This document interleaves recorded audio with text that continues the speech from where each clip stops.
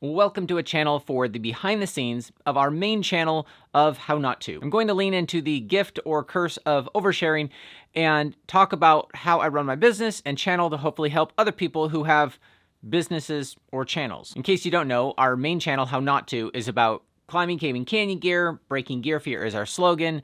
And it's, if you haven't seen it and don't want to, it's like as if Linus Tech Tips was into climbing.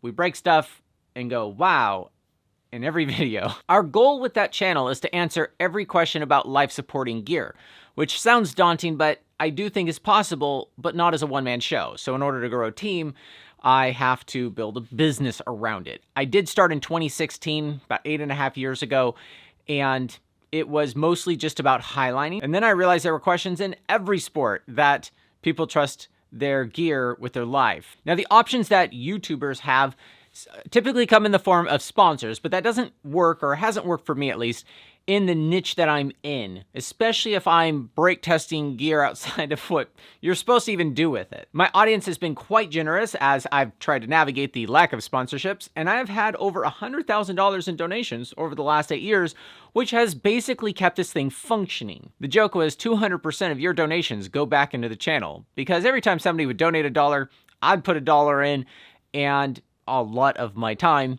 because I believed that people believed in it, and so it felt worth it. Sponsors don't quite work for the channel, and donations hit a glass ceiling to where we could afford the brake test machines, but I couldn't afford to hire anybody with a straight face as if the income was reliable.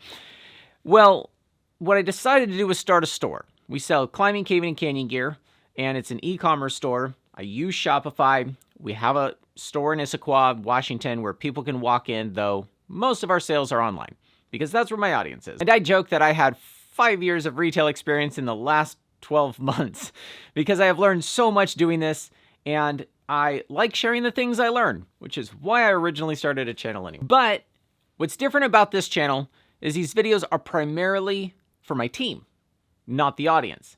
I just think what I'm making for the team, if I just polish it a little so I can hit publish, is actually going to be helpful for a lot more people than the 5 or 6 people I currently have. We already have like 24 unlisted videos on this channel that we use internally, and they're all linked into our playbook, which is our SOP, standard operating procedure. It is how we operate our business, and since it's so easy for us to make videos relative to maybe other companies, that we make videos to communicate to each other and to anybody who shows up new how to pack a box. They watch a video to learn it. So why not share that with you guys? I consume a ton of business content, and I find that most stuff is all sugar, no meat, or too broad, not narrow.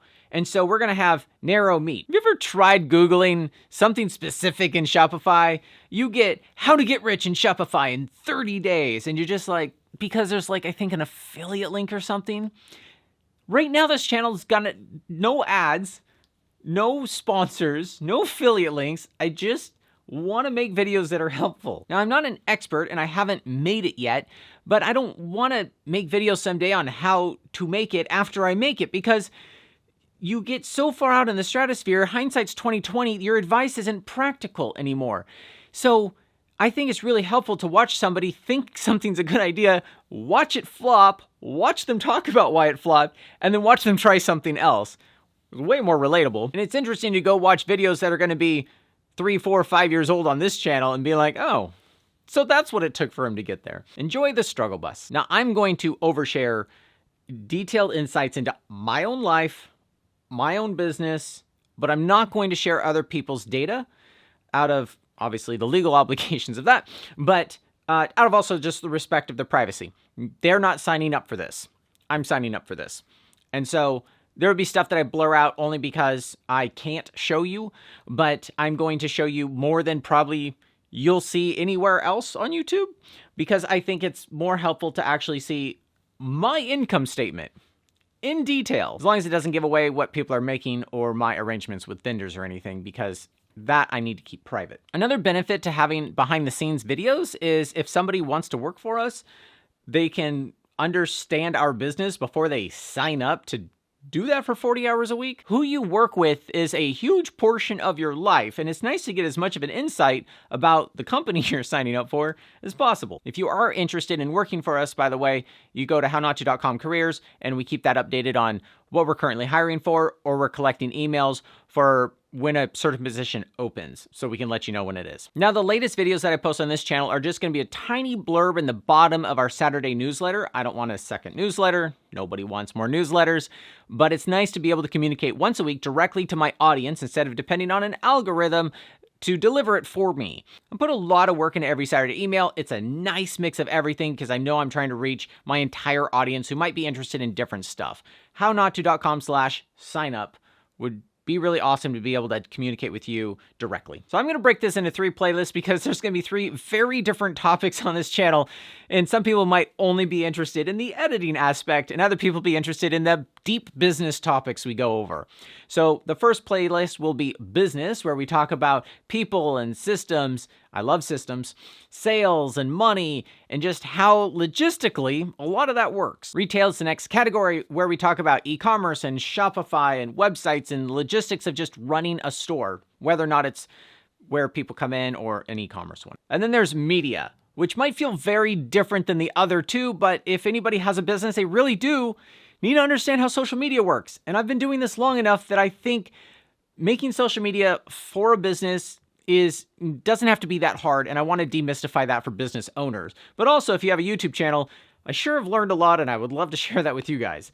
Script writing, storytelling, how to film simple, how to work with other people when you're making videos, how to interview, how to edit your videos, how to manage 900 videos. And then there's a lot of details in actually posting itself. And it doesn't...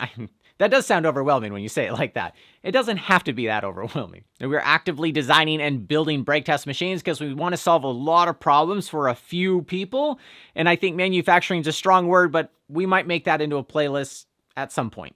Now, if you really nerd out on systems like I do, or for some reason like my coaching videos, but you have no interest in learning how Adobe Premiere works, the thumbnails will be color-coded. You will very easily be able to identify whether or not it is the type of video you're interested in. Now, something different that I am going to do on this channel is I'm turning the comments off.